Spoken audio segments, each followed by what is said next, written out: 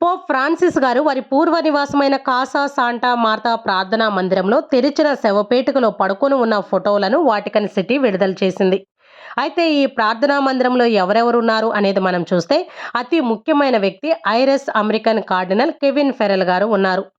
వీరిని పోపు యొక్క కమ్మర్లింగో లేదా చాంబర్ లైన్ అని పిలుస్తారు. కొత్త పోపుని ఎన్నుకునే వరకు వాటికన్ సిటీని వీరే నడిపిస్తారు. కార్డినల్ గారు ఎరుపు మెజెస్టా మరియు క్యాసిక్ వేసుకొని ఉన్నారు. పోపు గారి యొక్క మరణాన్ని వీరే ప్రకటించారు మరియు పోపు గారి యొక్క పవిత్ర శరీరాన్ని కూడా వీరే ఆశీర్వదించారు. పోప్ ఫ్రాన్సిస్ గారు ఎర్రటి వస్త్రాలు ధరించి జపమాల పట్టుకొని తెల్లటి పెద్ద టోపీని పెట్టుకొని సాధారణమైన ఒక వెండి ఉంగరాన్ని ధరించి పడుకొని ఉన్నారు.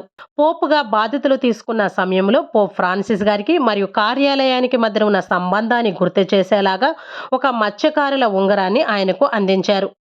ఇప్పుడు ఆ ఉంగరము ఇరగకొట్టే బాధ్యత కార్డినల్ ఫెరెల్ గారే తీసుకున్నారు. పోప్ ఫ్రాన్సిస్ గారి తర్వాత ఈ ఉంగరాన్ని మరెవరు కూడా ఉపయోగించలేరు. పోప్ ఫ్రాన్సిస్ గారు కొన్ని ప్రత్యేకమైన వేడుకల్లో మాత్రమే ఈ ఉంగరాన్ని పెట్టుకున్నారు. చాలా వరకు సిలువతో చేయబడిన సాధారణమైనటువంటి ఒక వెండి ఉంగరాన్ని ఆయన పెట్టుకుని ఉండేవారు. పోప్ ఫ్రాన్సిస్ గారిని అందరి పోపుల్లాగా 3 శవపేటికల్లో కాకుండా సాధారణమైన చెక్క శవపేటికల్లో పెట్టి వారు కోరుకున్న విధంగానే ఎటువంటి అలంకరణ లేకుండా ఖననం చేయబోతూ ఉన్నారు. పోప్ ఫ్రాన్సిస్ గారిని బహిరంగ శవపేటికలో పెట్టి ప్రజలకు చూపిస్తూ ఉన్నారు. పోప్ ఫ్రాన్సిస్ గారిని పెట్టిన ప్రార్థనా మందిరం 1996లో నిర్మించారు. దీనిలో 100 కంటే ఎక్కువ గదులే ఉన్నవి. ఆ ప్రార్థనా మందిరం అంతటా పైకప్పు నిర్మాణంలో మరియు నేల పలకలపైన త్రిభుజాకార ఆకారాలు ఉన్నవి. ఇవి పవిత్రాత్మ దేవునికి సూచనగా ఉన్నవి. క్రైస్తవ మతంలో తండ్రి, కుమార, పరిశుద్ధాత్మ దేవుడు ఉన్నారు అని మనం ఎలాగైతే నమ్ముతామో అలాగే ఈ కప్పు నిర్మాణంలో మరియు నేల పలకలపైన త్రియేక దేవునికి గుర్తుగా త్రిభుజాకార ఆకార పలకలు ఉన్నవి.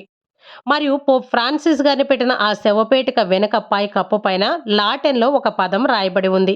దీని అర్థం ఏమిటి అంటే పవిత్రాత్మ రెండు, మీ విశ్వాసుల హృదయాలను నింపండి అని అర్థము. ఇలా అర్థం వచ్చేలాగా పోప్ ఫ్రాన్సిస్ గారిని ఆ దేవాలయంలో పెట్టి వారి యొక్క పవిత్ర శరీరాన్ని స్విస్ గార్డులు కాపలా కాస్తూ ఉన్నారు. పోప్ ఫ్రాన్సిస్ గారిని సెయింట్ పీటర్స్ బెసిలికాకు తీసుకొని వచ్చి ప్రజలకు చూపిస్తూ ఉన్నారు. శనివారం రోజున పోప్ ఫ్రాన్సిస్ గారి యొక్క పవిత్ర శరీరానికి వారు కోరుకున్న విధంగానే మరియా మేజర్ దేవాలయంలో ఖననం చేయబోతూ ఉన్నారు. ఒక శతాబ్దం తర్వాత వాటికన్ సిటీకి బయట ఖననం చేయబోతున్నటువంటి మొట్టమొదటి పోప్ పోప్ ఫ్రాన్సిస్ గారే. పోపు గారు వారి యొక్క వ్యక్తిగత కీర్తి కంటే ప్రజల యొక్క అవసరాలకే ఎక్కువ ప్రాధాన్యత ఇస్తారు.